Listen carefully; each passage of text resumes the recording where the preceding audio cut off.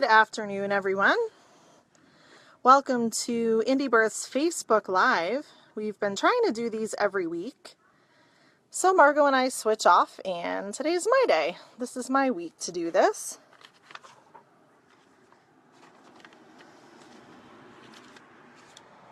So today I wanted to chat about nutrition in pregnancy. Kind of a huge topic, but hoping you have some questions or discussion topics along those lines. If you don't know, we have a Indie Birth Pregnancy Nutrition Facebook group. So anybody can join that. Just ask us to add you. It's a closed group, but easy to find. And just getting some discussions going in there. Lots of good recipe posting and ideas that people are having. So a nice place to connect around nutrition during pregnancy and make friends that way. So find us there. Indie Birth, I think it's called Indie Birth Pregnancy Nutrition. Something along those lines. So I wanted to start with some basics today and then maybe take some questions. I will be presenting a special offer later on the live event, so stay tuned for that. And yeah, just compile your questions and experience, and we'll see where this goes. So, nutrition in pregnancy is probably one of my personal favorite topics. Out of everything, really. Maybe even birth-related topics, but for sure prenatal topics. I think nutrition is beyond important, and I've studied for many years just trying to keep up, frankly, with all the changes that are always happening in the nutrition world and figuring out how to get the information better to pregnant women. I think in this culture, especially, there's lots of fear and stigma and all kinds of things around eating and around food. So sometimes it's just detangling that with someone, right away. Just kind of their perceptions of eating food or having to eat food, and of course gaining weight. These are all issues that women in particular deal with. So that's why it's a complicated discussion. It's not just what to eat, it's all of these things that go along with it. So to start, I hope it's obvious, but I don't know that it is to the mainstream world anyway, that nutrition in pregnancy is different. That means that our bodies are working hard to do something amazing and different than normal. So I think it's pretty intuitive that it would follow that the way we eat isn't usually the same as it is when we're not pregnant. So again, a lot of it is cultural. There are lots of differences, obviously, between different cultures and people in different countries and how they eat and approach pregnancy. But really my experience is here in the U.S., working with women just in my community or elsewhere that want some nutritional help. So that's the first step. What are the differences with the body in pregnancy? The obvious is the body is creating a new life and also creating a placenta and everything that goes along with growth of those two things and sustaining those two things in a healthy way and keeping the mother's body running smoothly. So that's no small task, and I think it's so empowering to realize that food is medicine, really, and the best way to ensure that the baby's growing well and the placenta is functioning really great is to eat, and is to eat good food. So that's not too hard for a lot of people to understand, but then explain to me why, you'll go on a mainstream Facebook group or even just know people, and it's like they've forgotten that, right? They don't really eat anymore than they weren't pregnant, or, they eat low-fat foods. Still, is it not working? I don't know, guys. It seems to be working for me. Maybe someone else should comment. I don't know. So the requirements of the body are different. And many of you that know me or have worked with us or just out in the world, you know about the Brewer diet. I think that's a great foundational place to start. I don't think it's the be-all and end-all. I think that the explanation of the physiology is a great reason for women to understand why they're doing what they're doing. You know, there's nothing worse than, I think, force feeding yourself in pregnancy and feeling like it has no point other than eating. We can keep the bigger goal in the back of our mind, which is we need to expand our blood volume. So, you know, by 50% by the time we are early third trimester, so 28 to 30 weeks, and even more so if one is carrying twins or multiples. So just singletons alone, 50% more blood, more plasma, and everything that goes along with it. So how do we do that? There's really only one way that we know of to make extra blood, and that is from food. The Brewer diet specifically talks about a couple components that are key. And again, I wouldn't argue with them. I think it's fantastic information. I think I would really only add some things. But Dr. Brewer found through his research and clinical experience that, well, first of all, if women were counseled and they were listened to during their pregnancies, that alone made a huge difference in the outcomes. But if they were specifically counseled about food, then even better. So that was one component, and that's kind of midwifery care in a nutshell, although many midwives don't really counsel about nutrition. More specifically, the clinical component of the actual diet is protein, and protein from good sources, so whole food protein. The evidence even now does not support protein supplementation. So that's something important to note if you get a hold of this diet and you think, oh good, I just need to increase my protein. So I'll buy a bunch of protein bars or I'll have protein shakes. That wasn't what he was talking about. And again, that doesn't really show us the same positive outcomes that whole food protein does. Now, do you have to eat meat for protein? No. Any protein source, really, if you're getting the suggested amount, which he said, again, for a single baby, was between 75 to 100 grams a day. Now, a lot of these topics have like sub-tangents. I can't possibly go into all of them, but that is part criticism of the Brewer diet, is that it's too high protein. And again, I would encourage people to just research the quality of protein and the outcomes associated with supplemental protein. That isn't at all what he meant. And it's most important to remember that we're all individuals. So who cares, what the diet says as far as calorie numbers or protein grams? You have to listen to your body.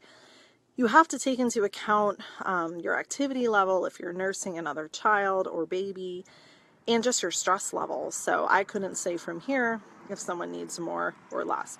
But that was the general protein recommendation. And that seems to get the most attention in his diet and seems to be where most women can improve if they're needing to improve. The second requirement, of course, is calories. If you're eating whole food protein, it's kind of a no-brainer. You're not going to not get calories. So it's just another way of saying that the protein needs to be from quality sources, and we can add, of course, calories that aren't protein-based to literally everything we eat. So oils and fats and butter, those kind of things add calories and not necessarily protein, and those are awesome.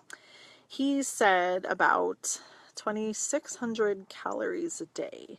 Again, on average. Some women need more, some need less. The next component, according to Dr. Brewer, was salt to taste. Now, especially back in his day, 1950s, people were perhaps using table salt. I mean, they still do, but the use of sea salt by more of a mainstream population nowadays seems to be more prevalent. But he was very specific in the type of salt, that only sea salt with the minerals can provide the body with those minerals that it needs. So table salt doesn't do it. In fact, that's probably detrimental. But it is an important component. Many of you have perhaps been the mainstream route with a pregnancy. I know I was the first time. Or you know people, and the medical world recommends to limit salt in pregnancy, especially if someone is having blood pressure issues or swelling issues. And it's unfortunate because that's not correct information. What is correct is types of salt differ, and if we're getting good minerals from our salt, then we actually need to increase it during pregnancy to support the increased blood volume. Another component was fluids.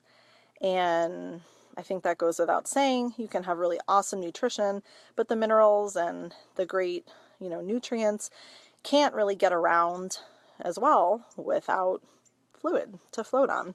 So, that's really important during pregnancy, and that can come in the form of teas or infusions or other sorts of drinks like bone broth or pick one, but is generally like a water-based thing. So milk doesn't count,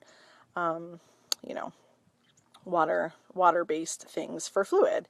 And I think the recommendation he had was a quart per 50 pounds of body weight, so that you would need to increase, obviously, your fluid during pregnancy as you're gaining, hopefully gaining weight.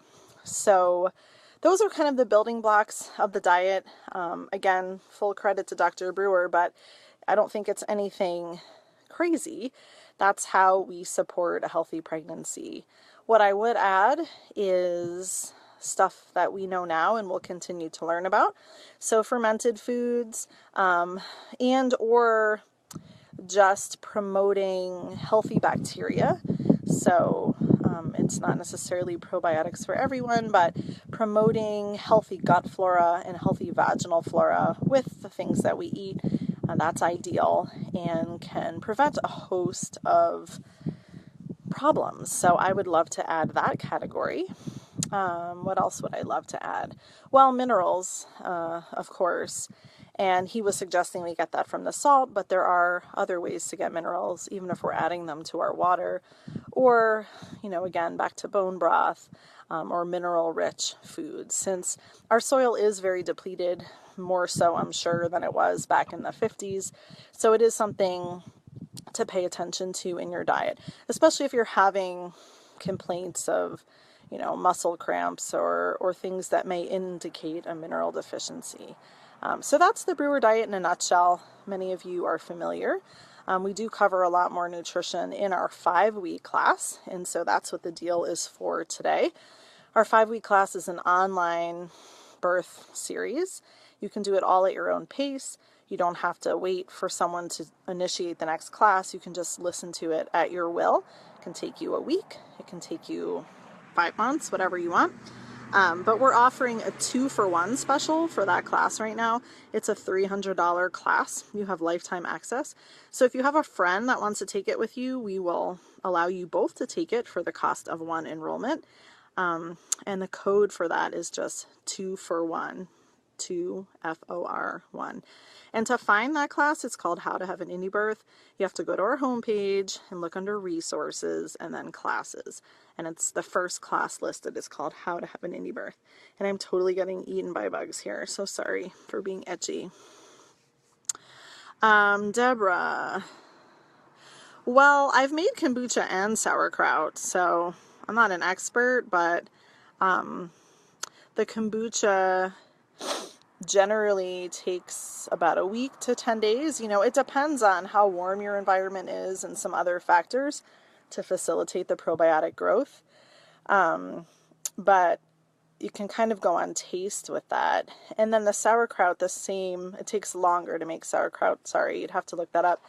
But it's pretty intuitive. You see it start like fizzing in the jar. keep pushing it down every day and adding some salt water. I think it was a couple weeks for sauerkraut, but I knew it when it was ready, and I'm no expert just because it tasted like sauerkraut.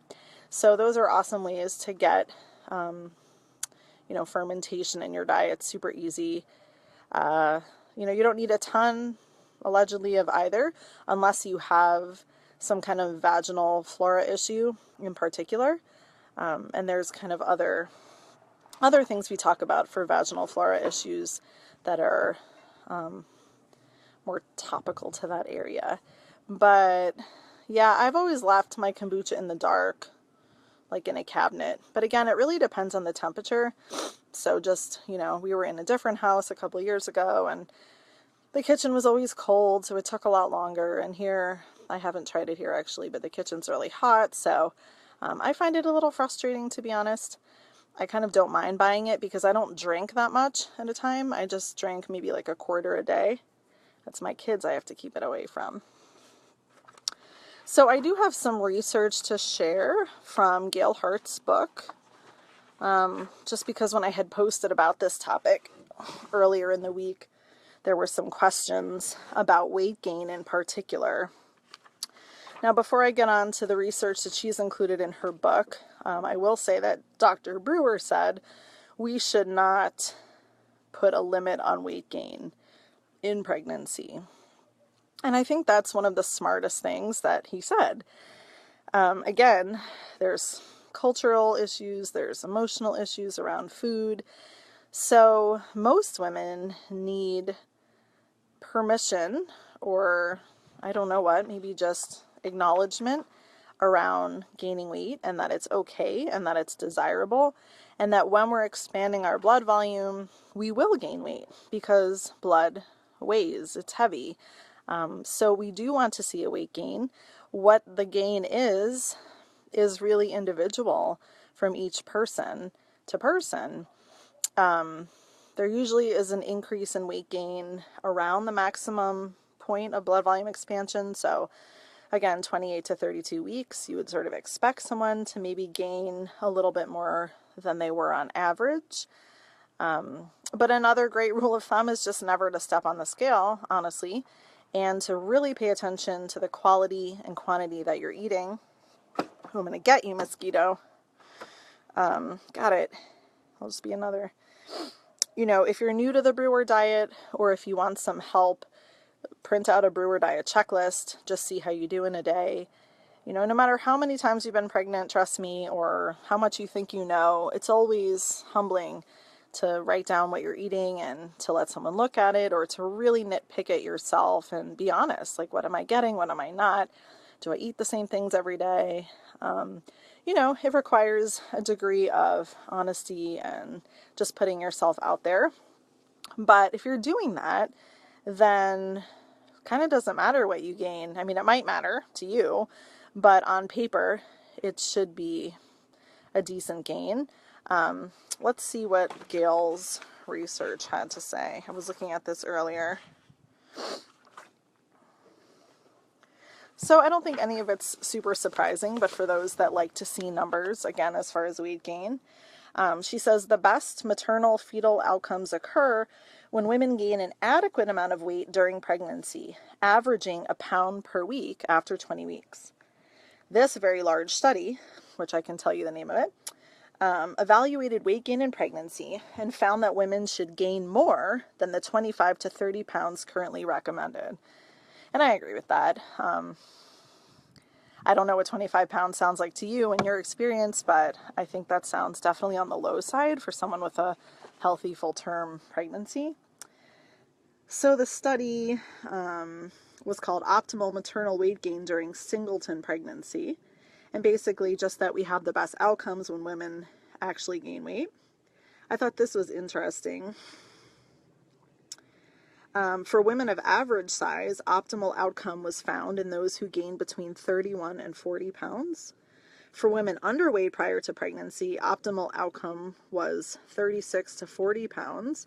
And for women who were overweight or obese, a gain of 26 to 30 pounds was associated with optimal outcome.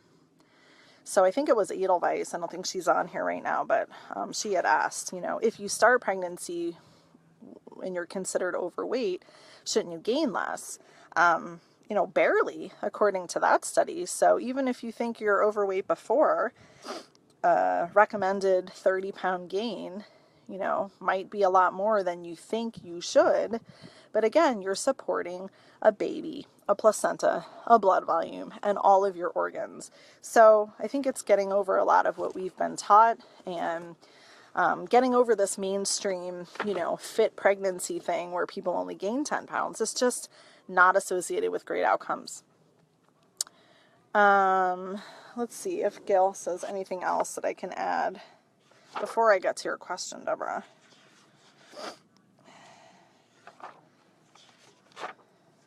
I feel like there was something else in here.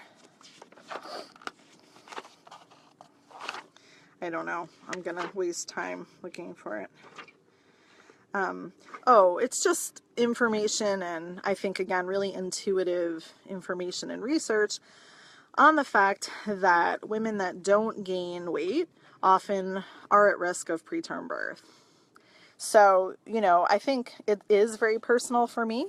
I was myself born at 34 weeks. I was a preemie. That was 39 years ago, so I was considered very preemie. My first daughter, my first baby, was not as preterm, but 37 weeks. And so I feel really, really strongly about the prevention of prematurity through nutrition. I don't see that there's any other way. There's rarely any other reason. Occasionally there is, but, on a mass scale, why is our prematurity rate so high? Because women don't eat, and they're told not to, and they're told to not get fat. So that's a problem.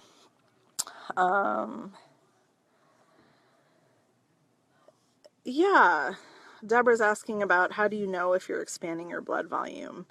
I do think how you feel is important and probably the best indicator.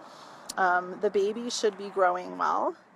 So, if you need someone to help assess that, then that's fine. Sometimes we don't know kind of what we're feeling when we're not used to. So a baby that's growing well, plenty of amniotic fluid. You really should have energy in your second trimester and, into the beginning of your third.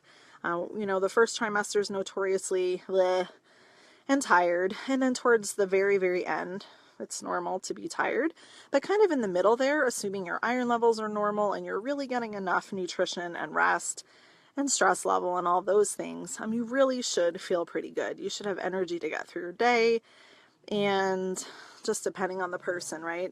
Take a walk or just kind of do normal things. A baby that's growing well and is active and healthy is always a great sign.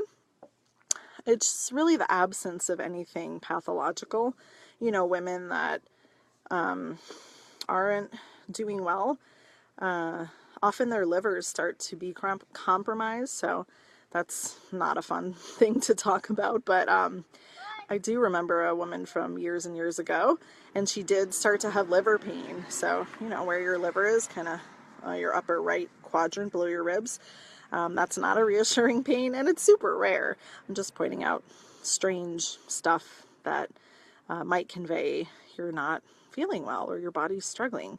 The veins in your hands and your arms, generally, mine are just always like this, but they start to plump up because of the blood volume. And what else?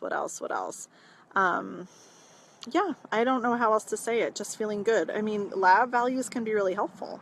If you have a hemoglobin from earlier in pregnancy, get it rechecked at 28 weeks.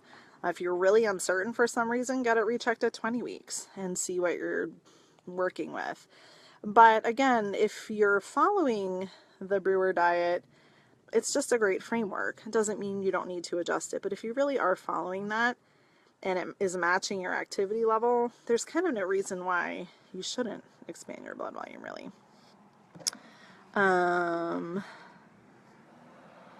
Feeling a very active baby.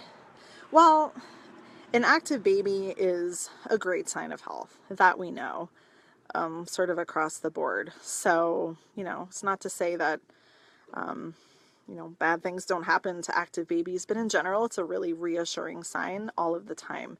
So, is it associated with blood volume? Yeah, yes and no, but hopefully you'd never get to the point with blood volume constriction that, I don't know, a baby stopped moving. I mean, it is possible to constrict your blood volume and have a baby that is growth restricted. I mean, I think we could definitely say that. But otherwise, a healthy baby is probably because the mom is healthy and everything is normal. Liver support, I think there's just lots of information about that out there. Like we were talking about herbs today, I think on our nutrition board. People are so opinionated and fearful about alternative medicines. But, what's the other alternative? In most cases, it's pharmaceuticals. So it's just funny to me that we're so cautious of plants when we know the risks of drugs. So if I was someone with a history of any kind of complication, I personally would just investigate how to best support those systems during the next pregnancy. I love Chinese medicine. I love Western herbs, and that would be my choice. Like dandelion is a great liver support. So I think there definitely are things to do. But I do, think because we're talking about nutrition that being on something like the Brewer diet, it doesn't fix everything. There will still be women that don't have a great outcome. There will still be women that get sick, but it's just rare, because the liver is the liver is overloaded during pregnancy. That's a fact. So if we can support the liver with something like albumin in eggs, isn't that the ideal scenario rather than, going to extremes? So Amber. Gosh, the bugs. Yeah, I hear you, especially with a bunch of kids, right? Nobody wants to get sick. I think the options are so plentiful. You could take supplements all day. And I'm not a huge supplement person. I mean, I am compared to some people, but really our food can serve a lot of purpose. Including lots of garlic and ginger in your food is a great way to promote immune health. And something like fire cider, I think someone posted that on our pregnancy nutrition group. I haven't made any, but someone made me some last year. So getting into a daily dose of that, for me, like when I wake up in the morning, I just take a shot of apple cider vinegar every morning, and that feels really good. So those are some food sources, finding recipes and smoothies where, you can add stuff, even if it's something like vitamin C or garlic or whatever it is. And chicken broth. I'm a big bone broth fan. So again, more food to support the immune system. Remember that if we're supporting our guts, we're supporting our immune system. So, all kinds of fermented foods or probiotics or even just plain yogurt can be great. We're also supporting the vaginal health there, which is awesome. If you actually do get sick in pregnancy, I think it's just about rest and hydration and making sure you're still getting minerals, even when you can't eat food, and then supplements as needed and desired as they're familiar to you. I don't think pregnancy is the time to just start piling on supplements you've never taken before. But if there are things that you normally rely on, then go for it. Zinc or vitamin C or B propolis, there's so many out there to kind of add in that I feel are pretty safe. Any more questions?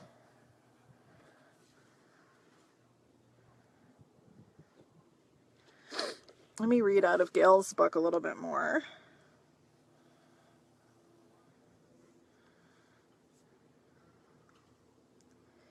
So this one paragraph talks about the size of a baby at birth. I think this is interesting too. So she says, large trials show that women who improve their diets in a balanced manner by increasing protein and calories, so those two things have to work side by side, had a modest rise in maternal weight and a small rise in fetal weight. Yet the babies did not weigh substantially more at birth.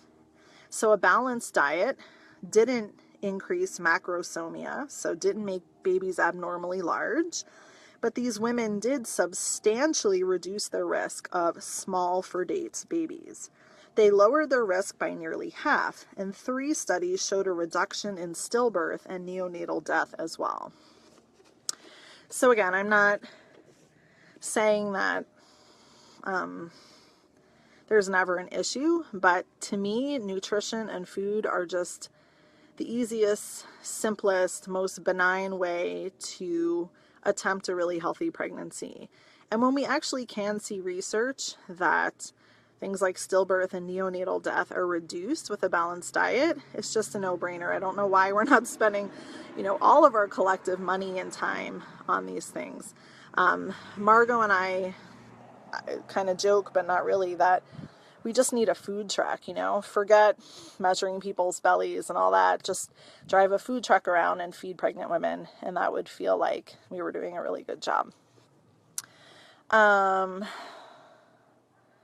History of blood sugar.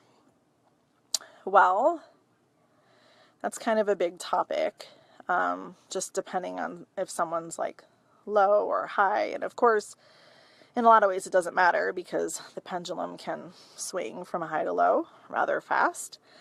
I think, honestly, the best way to stabilize blood sugar just normally is to eat more frequently. And I don't know how people in pregnancy get away with not. People do. Some pregnant women just eat 3 meals a day or 2 meals a day. I personally could never get away with that. But if you had blood sugar issues, you just want to stay on top of it and eat every couple hours. And, take a look at the glycemic index and make sure you're not really overdoing sugars and you're really balancing it with protein. There are, of course, supplements to help balance blood sugar. But really, in a normal sort of situation, the right balance of food and eating timing should help high blood sugar problems. I would just, first investigate that when someone's pregnant, it's not diabetes. I mean, don't want to act like everything is no problem. Some people do develop, diabetes, and I'm not talking about gestational diabetes. I'm talking about like real diabetes. It just shows itself in pregnancy because of the way our kidneys start to work a little bit differently. So that would be my first thing I would want to do with that person, is just make sure that wasn't what they were dealing with.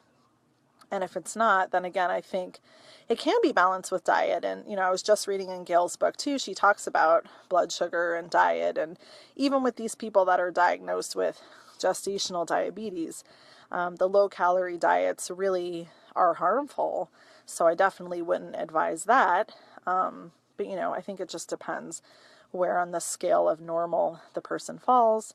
And like I said, there are supplements that can help control blood sugar, but you just would want to make sure that it was still in that normal kind of range. Any ideas? I'm bored. Yeah, I mean, I've been pregnant a lot, and I have lots of food journals, and the truth is, I get bored by the end too. I don't know how not to. Again, I think having a group, I think our nutrition group hopefully will grow and people will participate a little bit more. I think that's a great group for just sharing recipes and being inspired. I have tons of documents that I can give you, kind of like spreadsheets of diet plans for the week, those kind of ideas, snack ideas. It just requires planning, and I personally find that to be the most annoying because when I'm pregnant, I don't feel like planning food. But you kind of have to, at least to have the stuff around that you need. So if you don't feel like cooking, I think there's lots of stuff out there that you can throw together to get what you need. I'm trying to think of what else. Remember with the brewer diet too, though, that if you're going through the checklist, it looks like a lot. And for some people, depending on how they ate pre-pregnancy, it is a lot. But for many people, it's just a little bit, so the protein seems like a ton of servings, but the serving size is really small. So just getting some perspective on serving size can sometimes make it less overwhelming. And yeah, just changing things up, going to farmers markets or being more seasonal about food. So if you're pregnant during the summer, then you can do more cold kind of stuff. If you're pregnant during the winter, then definitely warm, nourishing kind of stuff is good. But having support, I think, is the most important thing. If I didn't have a husband that cooked and cared what I ate, I would skip a lot of meals when I was pregnant because I just don't feel good enough to think of them myself. The snacks, I would kind of have to motivate myself. And never leave the house without a snack, Always have a couple things in your bag. You never want to be caught with nothing. I think that's pretty simple advice. So again, we're offering a special for our How to Have an Indie Birth class today. You can register and then you can add a friend so you can split the cost between the two of you. And it's an awesome 5-week class. It's all online. We've been running it for a couple of years now. We have hundreds of women all over the world that have taken it. We don't have statistics or anything, but I'd say people's birth experiences as a result of their own empowerment, plus the class, have been really amazing. So you're welcome to get the class and share it with a friend. Just send us the friend's email address and we'll add them to it. And the code to get that 2 for 1 is just 2 for 1. So 2 FOR1. You have to find the class though. That's the challenge on our crazy website, indiebirth.com. It should be under resources and then classes. And it's the first class listed, How to Have an Indie Birth. So are there any more questions or thoughts about nutrition and pregnancy? Could probably talk about this for several hours, but I'll let you go here on this Thursday evening. It's a beautiful evening here. It's just the bugs are horrible. It's that time of day, Any more questions? I'll wait another couple minutes and see if there's anything else research-wise to add.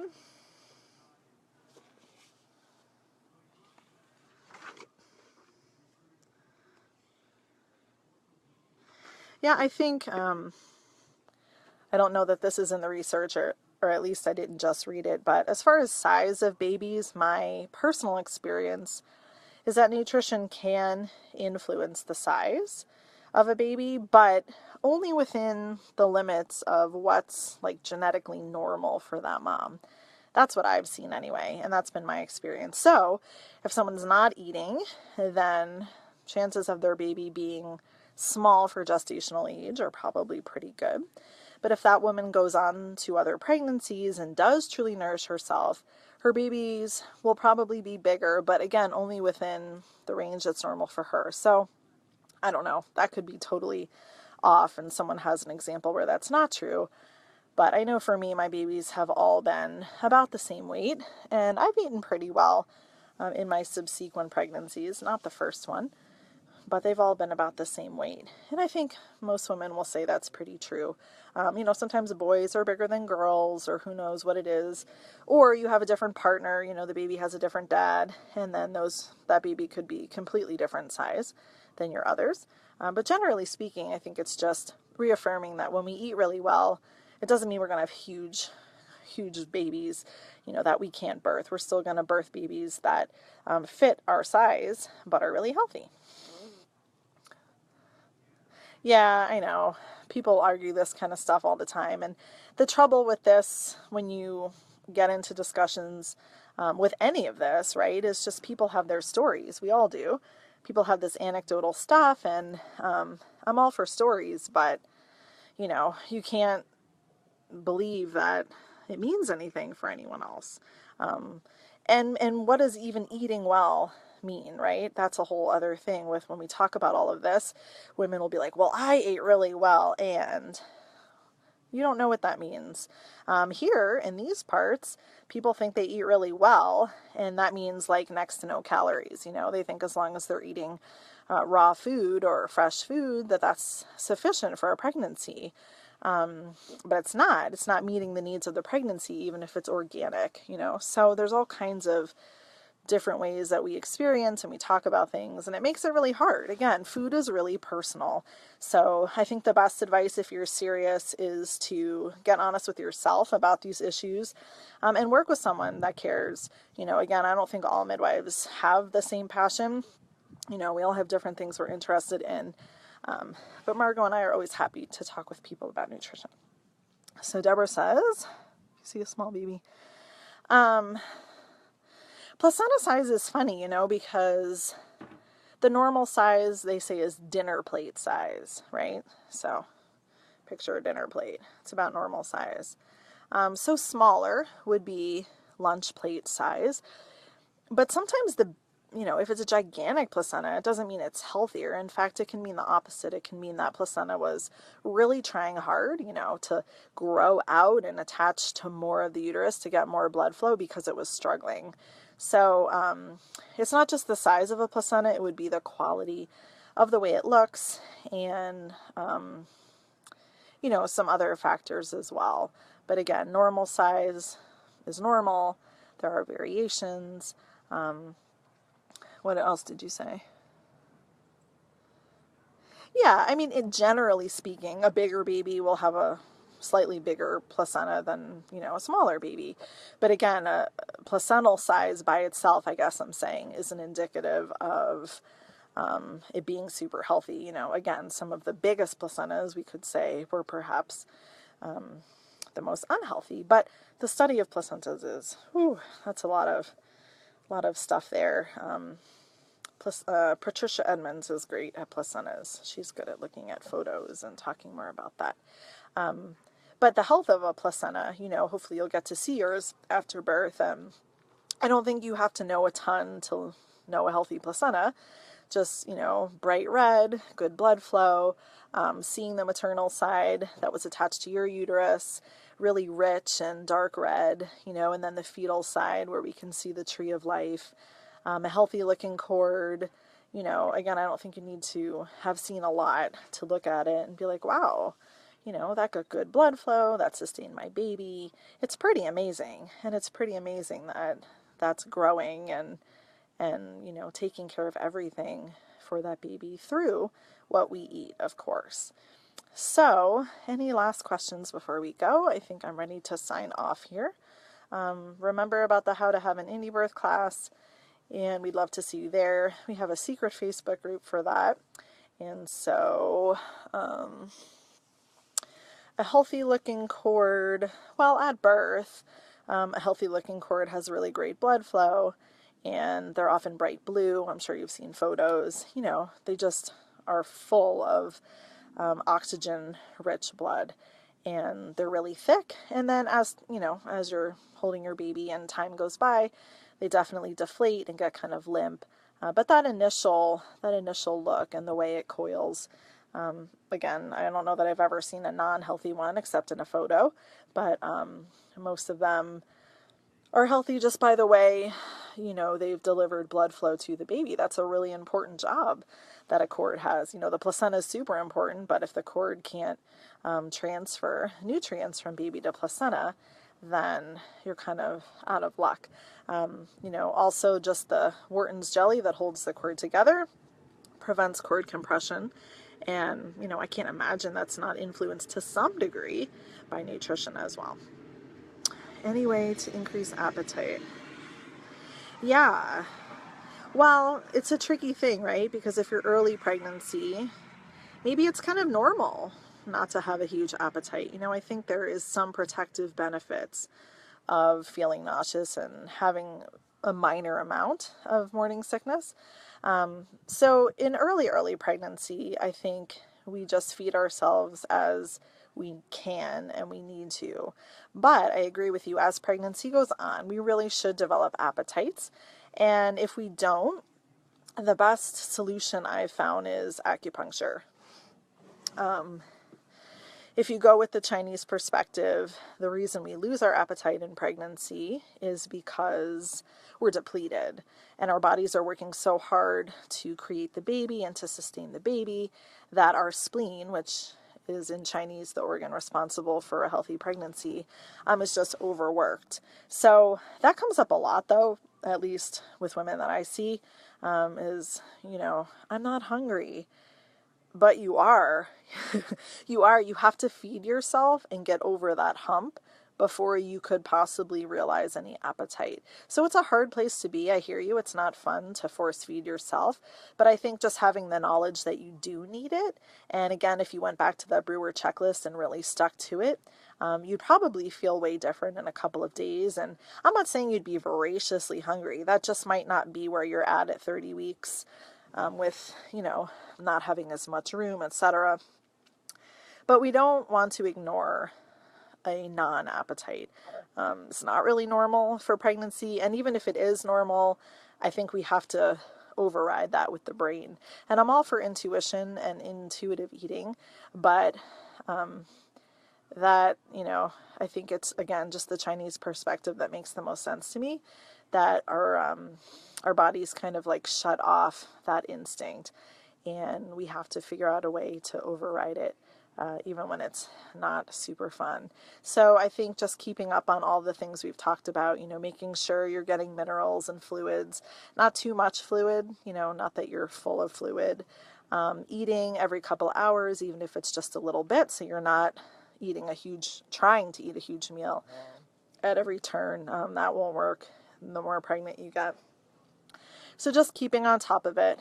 And, of course, like I said, nutrition doesn't stand alone. It's a really important part, but we can't really separate it from our emotional health and our stress levels and our spiritual health. And, we're trying to balance all of these things so we can sort of get the messages that our bodies are sending, since we are so different. Yeah, minerals are so important. I guess it's just because, I guess we have a hard time finding them nowadays is what I mean. It seems that way. Being more diligent about that than I know I have been. And, 10 years ago, I wasn't thinking about that at all. But now it seems fairly important. But like I said, Dr. Brewer was talking about it back in the day with sea salt and such. And now we're just finding other ways to do that. And like seaweed and, kelp and those sorts of things are really mineral rich. And so if you can do that, you do that. And if not, you find other ways. And again, it's just about finding your balance, the place that you feel good, the place where you feel nourished and healthy, or, anything like that. And just having the best pregnancy you can. You learn every time. Nobody is perfect. Nobody eats perfectly. That's totally a myth. We eat things that are outside of what we think we should.